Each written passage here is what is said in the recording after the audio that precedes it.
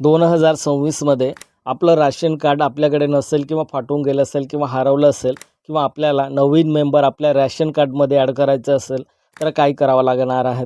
आणि आपण मागच्या व्हिडिओमध्ये पाहिलं आहे किंवा केंद्राचं तुम्ही व्हिडिओ भरपूर यूट्यूबवरती पाहिलं असेल, वन नेशन वन रेशन असं तुम्ही हे वाक्य ऐकलं असेल. आता हे किती राज्यामध्ये लागू करण्यात आलं आहे, किती राज्यामध्ये हे सक्रिय करण्यात आलं आहे. तर बघा केंद्राचं पोर्टलवर काही वेळेस काय होतं, सपोज फॉर एक्झाम्पल एखादा रेशन कार्डधारक आहे, त्यांचं घरचं एखादा मेंबर असेल, त्या मेंबरचं नाव ॲड केलं असेल त्यांनी स्टेट लेवलला आणि केंद्राचं पोर्टलमध्ये आपण जर चेक केलं तर आपल्याला केंद्राच्या पोर्टलमध्ये आपलं जे नवीन नाव ॲड केलं आहे, नवीन मेंबर ॲड केला आहे रॅशन कार्डमध्ये त्याचं नाव दिसत नाही. तर असं का होतं आहे? कारण बघा लगेच पोर्टलवरती अपडेट होत नाही. मग रेशन कार्डचं भरपूर प्रॉब्लेम आहे. काही दुकानदार काय करतात, त्यांचं राशन कार्ड त्यांचं जे लाभार्थी असतात, लाभार्थ्यांना मदत करत नाही आणि त्यांचं राशन कार्डसुद्धा हरवतं किंवा फाटतं किंवा त्यांचं भरपूर काही प्रॉब्लेम असतात, पण राशन दुकानदार त्यांना लक्ष देत नाही. मग ते लाभार्थी काय करतात, आपल्या तहसील लेवलला जातात, त्या ठिकाणी पुरवठा अधिकारीकडे जातात आणि त्यांच्याकडे सर्व काही ती त्यांची समस्या असते ते सॉल्व्ह करून घेतात.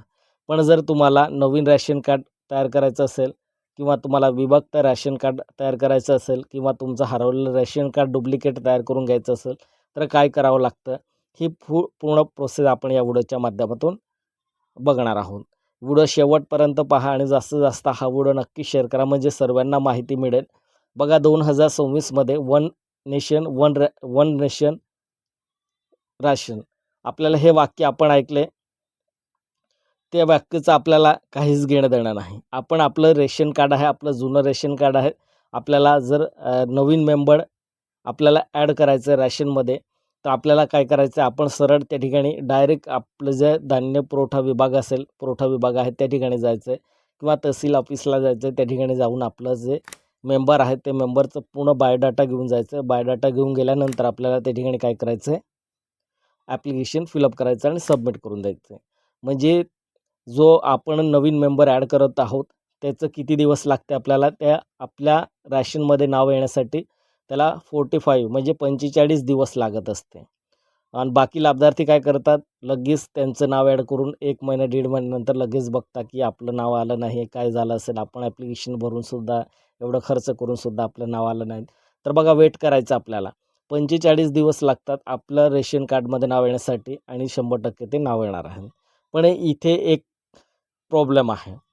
जर तुमच्या रॅशन कार्डमध्ये ऑलरेडी 12 किंवा 15 मेंबर असतील, 12 किंवा 15 मेंबर असतील तर त्या ठिकाणी तुमचं मेंबरचं नाव कधीच ॲड करू नका. तुमचा मुलगा असेल, मुलगी असेल किंवा वाईफ असेल, नवीन लग्न झालेले सून असेल, त्याचं नाव जरी ॲड करत असेल तर ॲड करू नका.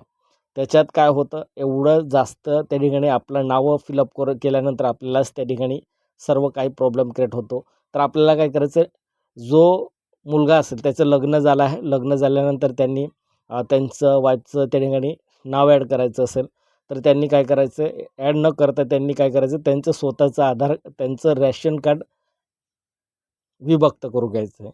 म्हणजे विभक्त केल्यानंतर काय होतं, आपल्या रेशन कार्डमध्ये ऑलरेडी 15 मेंबर आहे, त्याच्यात एक कट होईल तर 14 राहील आणि आपलं सेपरेट राशन कार्ड असेल आणि आपली जी वाईफ असेल त्याचं नावसुद्धा लवकरात लवकर त्या ठिकाणी ॲड होईल.